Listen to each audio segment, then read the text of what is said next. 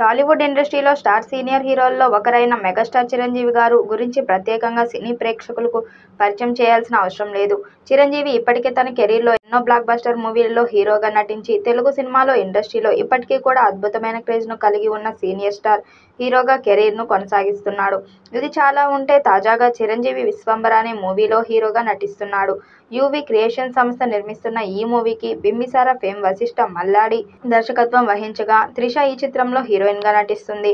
MM Keeravani గారి సంగీతం సారథ్యంలో తెరకెక్కుతున్న ఈ మూవీలో చిరంజీవి గారు ఇదివరకు ఎన్నడూ చేయనటువంటి ఒక వైవిధ్య బృందమైనటువంటి పాత్రలో కనిపించబోతున్నాడు.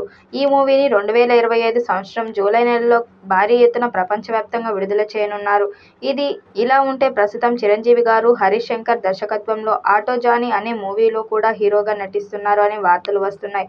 అనుష్క ఈ మూవీలో చిరంజీవి గారు సరసన హీరోయిన్గా డీఎస్పీ సంగీత సారథ్యంలో ఈ మూవీ తెరకెక్కబోతున్నట్లుగా సమాచారం. ఇలా వరుస మూవీలతో ఫుల్ జోష్లో ఉన్న చిరంజీవి వివి వినాయక్ దర్శకత్వంలో మూవీ చేయబోతున్నట్లు ఒక వార్త ప్రస్తుతం సోషల్ మీడియాలో వైరల్ అవుతుంది. ఈ మూవీకి దేవిశ్రీ ప్రసాద్ సంగీతం అందించే అవకాశం ఉన్నట్లు కూడా వార్తలు వస్తున్నాయి. ఇదిలా ఉండగా ఈ సినిమా ఇంద్ర మూవీకి సీక్వెల్ అని ఫిలిం సర్కిల్ నుంచి వినిపిస్తున్న టాక్. ఈ సినిమాలో చిరంజీవి గారి పాత్ర ఎవరు ఊహించినటువంటి తరహాలో ఉండబోతుందని, ముఖ్యంగా ఇందులో మెగాస్టార్ గారి క్యారెక్టరైజేషన్ ప్రతి సీన్లు గూస్ బంప్ తెప్పించే తరహాలో ఉండేలా స్క్రిప్ట్ రెడీ అవుతున్నట్టు తెలుస్తున్న సమాచారం. అంతేకాకుండా ఈ ఇంద్ర సీక్వెల్లో ఒక ఇంపార్టెంట్ రోల్గా మెగా హీరో కనిపించబోతున్నట్లు విశ్వసనీయ వర్గాల నుంచి అందుతున్న సమాచారం.